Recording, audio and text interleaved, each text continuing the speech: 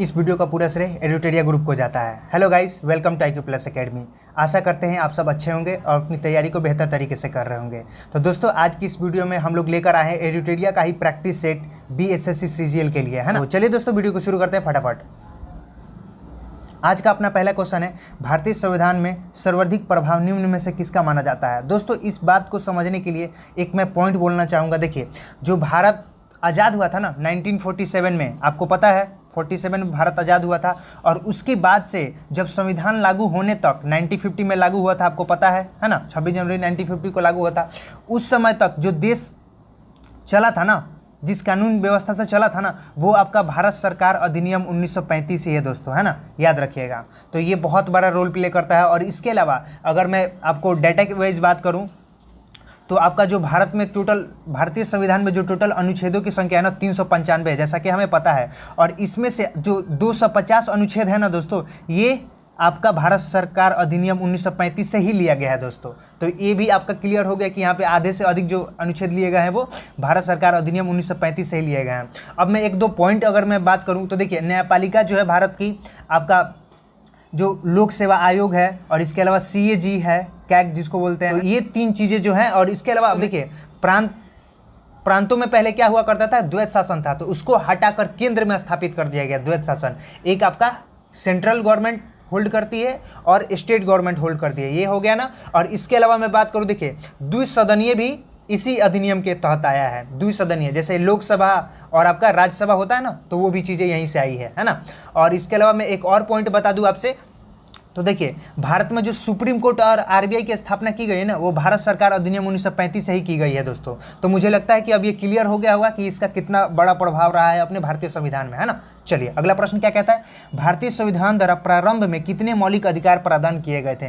तो दोस्तों, हमें पता है भारतीय संविधान में स्टार्टिंग में कितने थे, 7 थे, लेकिन अब इसको घटाकर 6 कर दिए गए हैं। तो अब मेरे को बताएंगे कि वो छठा क्या था। मैं इसके बारे में थोड़ा सा बता दूं तो देखिए क्या हुआ था कि जो 44वां संविधान संशोधन 1978 का हुआ था ना दोस्तों, उसमें क्या किया गया था एक्चुअली, तो उसमें जो संपत्ति का अधिकार था ना, वो पहले आर्टिकल 31 में हुआ करता था दोस्तों। कितने में, आर्टिकल 31 में हुआ करता था। इसको यहां से हटाकर आर्टिकल 300 के A में रख दिया गया, जो कि कानून अधिकार होता है, कानूनी अधिकार होता है दोस्तों, है ना, उसमें रख दिया गया।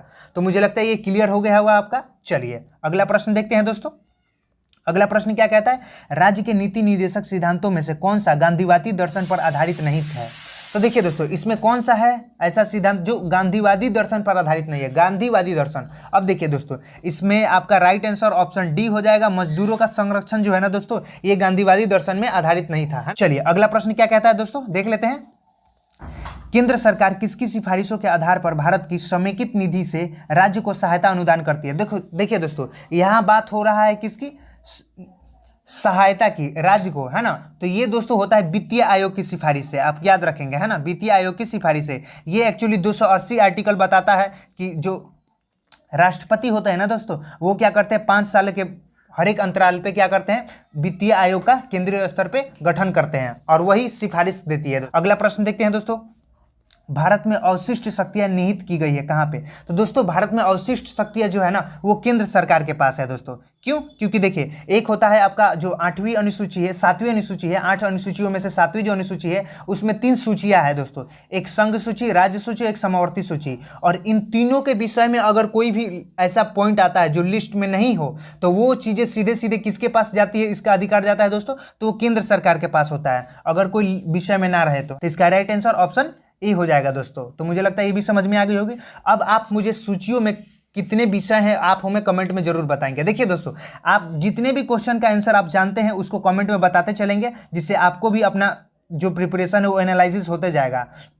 और इसके अलावा अंतिम में आप कमेंट करके बताएंगे कि टोटल कितना आपने क्वेश्चन को सही करा है दोस्तों। चलिए तो अगला प्रश्न देखते हैं दोस्तों, भारत सरकार का मुख्य कानूनी सलाहकार किसे कहा जाता है। तो दोस्तों, जैसा कि हमें पता है, प्रथम विधि अधिकारी कौन होते हैं दोस्तों, तो भारत के महान्यायवादी होते हैं, जैसा कि आपको पता है। तो ये दोस्तों जो होता है ना, आर्टिकल 76 में इसको अच्छे से मेंशन किया गया है, भारत के न्यायवादी होते हैं।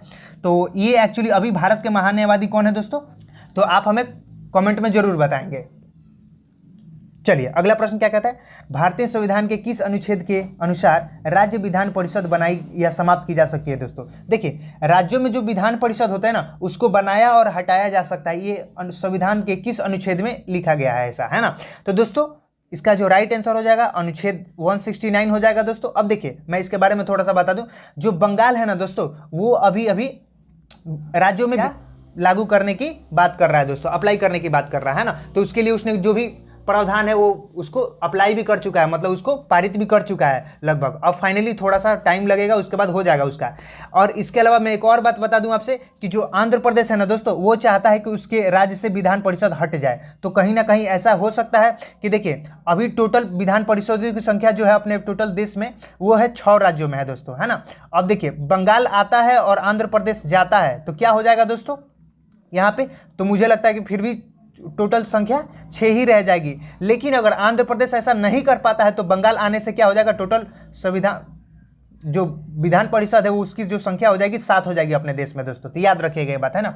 और आप हमें कमेंट में जरूर बताइए कि टोटल जो 6 राज्य हैं वो कौन कौन से हैं दोस्तों जहां पे विधान परिषद है, तो आप हमें कमेंट में जरूर बताइएगा। चलिए अगला प्रश्न देख लेते हैं दोस्तों, भारतीय संविधान के किस भाग में केंद्र शासित प्रदेशों के बारे में बताया गया है। तो दोस्तों केंद्र शासित प्रदेशों के बारे में बताया गया है भाग 8 में, आपको पता ही होगा दोस्तों। तो इसका राइट आंसर ऑप्शन बी हो जाएगा। चलिए अगला प्रश्न क्या कहता है, कोका कोला जैसे पेय पदार्थों में किस अम्ल की उपस्थिति के कारण खट्टा स्वाद का अनुभव होता है। तो दोस्तों जैसा कि हमें पता है कोका कोला हम लोगों ने बहुत बार पी भी रखी है ना, तो उसमें एक खट्टापन का जो स्वाद आता है ना दोस्तों, वो होता है फास्फोरिक अम्ल के कारण, फास्फोरिक एसिड के कारण, है ना। तो इसका राइट आंसर ऑप्शन ए हो जाएगा, याद रखिएगा।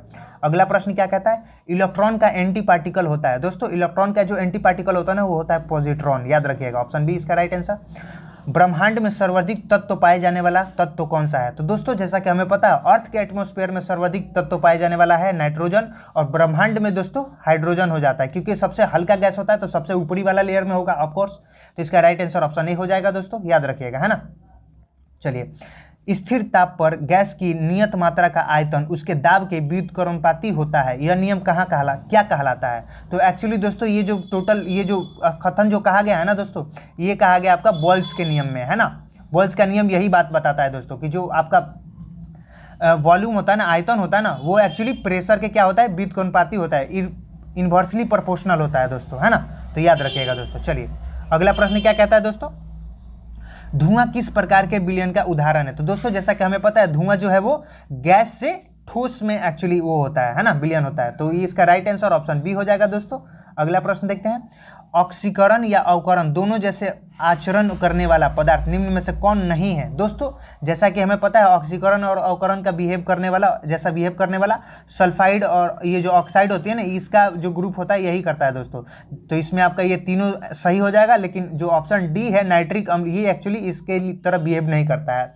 तो राइट आंसर ऑप्शन डी हो जाएगा। नेक्स्ट देख लेते हैं, भारत के प्रथम गवर्नर जनरल कौन थे। तो दोस्तों जैसा कि हमें पता है भारत के गवर्नर जनरल प्रथम और बंगाल के अंतिम governor general Lord William Bentinck थे दोस्तों, है ना, जैसा कि हमें पता है।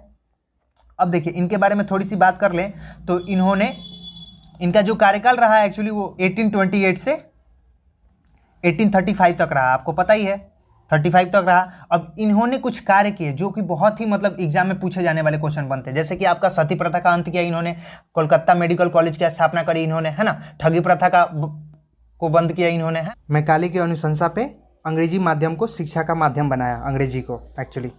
ठगी प्रथा को अंत करने के लिए कर्नल सिलीमैन का हेल्प लिया था इन्होंने, है ना, उनको हायर किया था लॉर्ड विलियम बेंटिक के। और ये एक्चुअली 65 बीपीएससी में पूछा हुआ क्वेश्चन भी है दोस्तों, तो आप इसको अच्छे से ध्यान करेंगे, है ना। और राजा राम मोहन जी रॉय ने क्या किया था, सती प्रथा को अंत करने के लिए हेल्प करा था इन्होंने, है ना।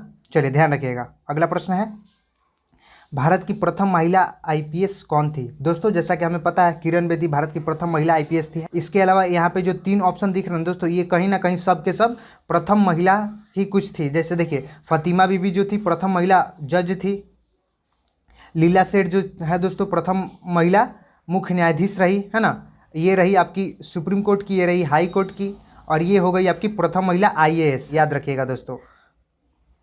चलिए अगला प्रश्न देख लेते हैं, कागजी मुद्रा जारी करने वाला प्रथम देश कौन है। कागजी मुद्रा जारी करने वाला, तो दोस्तों इसका राइट आंसर ऑप्शन ए हो जाएगा, चीन, है ना।